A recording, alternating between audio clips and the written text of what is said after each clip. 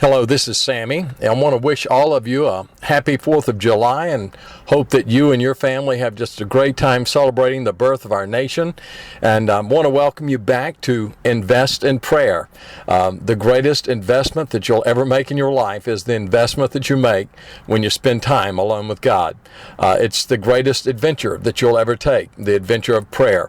And so it's great to be able to share with you some things that I think will be helpful to you. Now, today I want to just share with you a special 4th of July program on prayer and what prayer can do and has done in our nation, and not just from a historical perspective. I think I've shared that with you in the last one or two sessions that I've had. And by the way, I wasn't on yesterday because my wife and I went out of town, and if you hear some ambient noise here, it's because I'm outside and doing this recording outside, and so you might hear a car pass by, a horn honk. This is the 4th of July and doing this, and so it's just great to have a day where we can get out and celebrate the birth of our nation and the freedoms that we have. And so I want to share with you that I have a great love for this country. Of course, I know that many of you who are listening to this broadcast who are from here in the United States have a love and appreciation for where we've come from and where we're at. I think most of us also know that we face some great challenges today, and we need people praying for our country. I mean, we need people praying for America, and I believe that prayer can chart the course of our future if we will give ourselves to seeking God, and I believe that He will do great things within our nation. We have a rich past, but I believe we have a bright future, and I believe that future comes from people just like you who are tuned into a broadcast like this on prayer. So I wanted to share with you a story. I've shared a little bit with you about it, about how my ministry was birthed in prayer, but it was birthed in a heart to see a great spiritual movement, a great spiritual awakening in America is actually how it was birthed. I was in Monroe, Louisiana. I think I've shared that with you before. I was speaking at a small church in Monroe, Louisiana. About 25 people were in attendance that first night, and there was supposed to be a youth meeting, and I thought to myself, there's nothing going to happen here. I mean, the young people weren't interested. This was in 1970. The Vietnam War was raging. Young people were turning away from the church. They were getting stoned on drugs, and there was a subculture that was rising up because of the Vietnam War that was taking place. There was just a lot of confusion that was happening in the country, and it was during that time that I was asked to speak. I was just a brand new Christian. My wife and I were just really newly married, newlyweds, and I was speaking in this little church. There was a pastor there who was a man of prayer, and he just believed that God would do great things. And he said, "Sammy, I want you to come and speak to the young people." Well, when I met the young people, I said, "Hey, these guys aren't interested. They don't have any desire for this." And he had a twinkle in his eye and a smile on his face, and he said, "But Sammy, I've been praying, and God's going to do something." I said, "Okay." So I went on his faith, and we started off with 25 people. The first night, nothing happened. Next night, another 25 people. I spoke again, and nothing happened. But at the end of the service, one man came and prayed with the pastor and stood up and shared where he had failed the Lord. And something happened in that moment. It was one divine moment where the Spirit of God fell. There was a singing group from the university campus there in Monroe, Louisiana, and they all just fell on their faces before God as the presence of God just flooded that small church. And God just came and met with us in those moments. The next night we came, the church was packed. It started on Wednesday.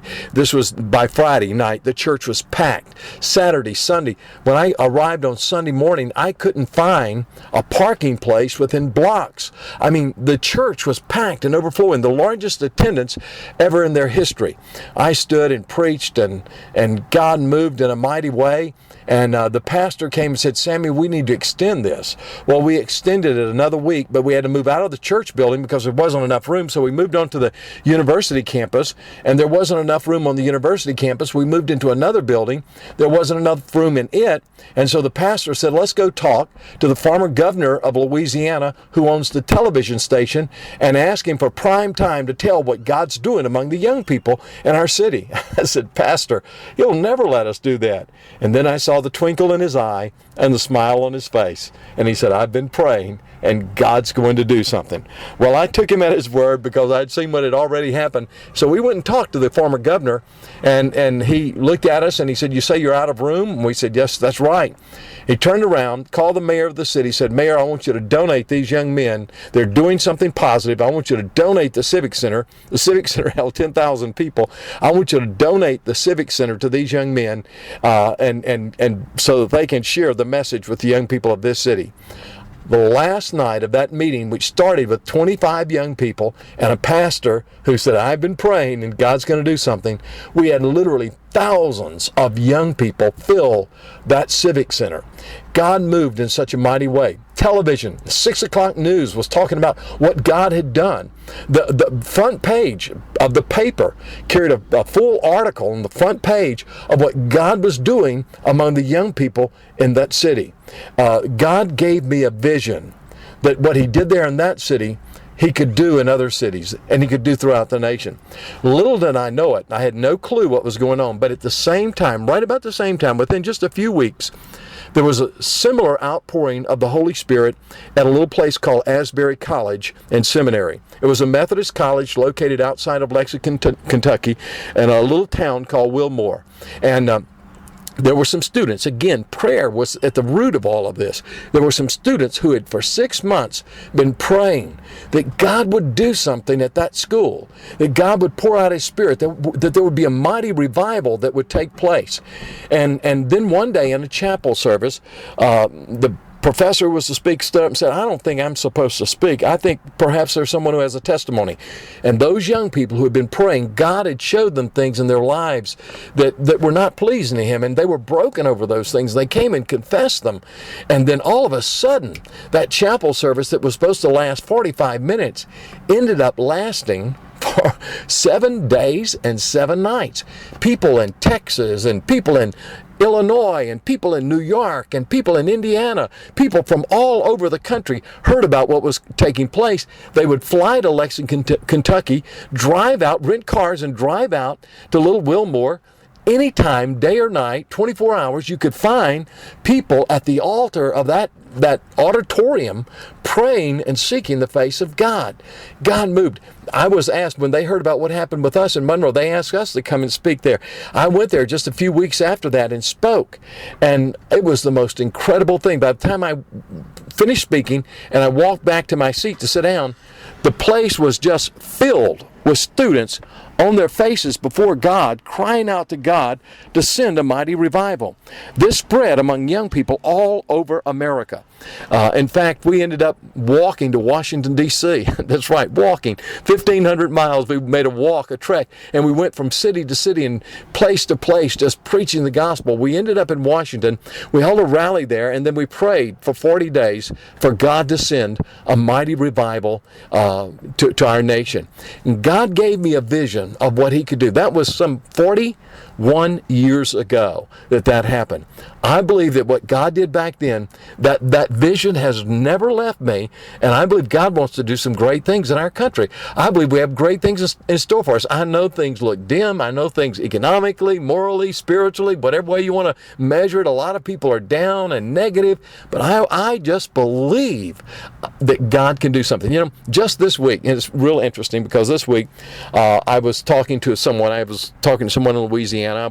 I live in Texas, and I was calling there, and I was talking to this guy. And this guy was a pastor, and interestingly enough, I didn't know it, but this guy had pastored. He became the pastor after the pastor who was there when I spoke in that meeting some 41 years ago in Monroe, Louisiana. And this guy said the pastor stayed there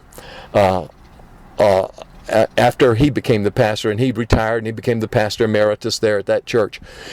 And he died there. And he read from my book, The Prayer Factor, about the story that I just told you. I recorded this story in my book, The Prayer Factor, and he read the story in that same church where that revival took place, that great outpouring of God's Spirit. At his funeral, at his memorial service, he read the story that I had recorded of what had taken place. And God just did something. It was just an amazing, amazing thing that took place. And so on this 4th of July, I want to give you hope. I want to give you confidence that God is up to some things. By the way, I'm going to have a special broadcast on some things. I hope you'll tune in next Saturday, this coming Saturday. It's going to be a really exciting thing that I'm going to share with you some things that and that I believe will give you some hope, not just spiritually, but economically as well. Because I'm excited. Listen, I'd rather be alive today than any other time in human history. This is a great day in which to be alive, and I'm just glad that I can be a part of what God's up to. And there's some really interesting, fascinating, and exciting things taking place. I'll be sharing some more things with you tomorrow and the coming days, and then remember Saturday I'm going to have a special broadcast. Brightland's been talking about this on his broadcast, so just be sure and tune in. We'll look forward to talk to you tomorrow with another broadcast. God bless you.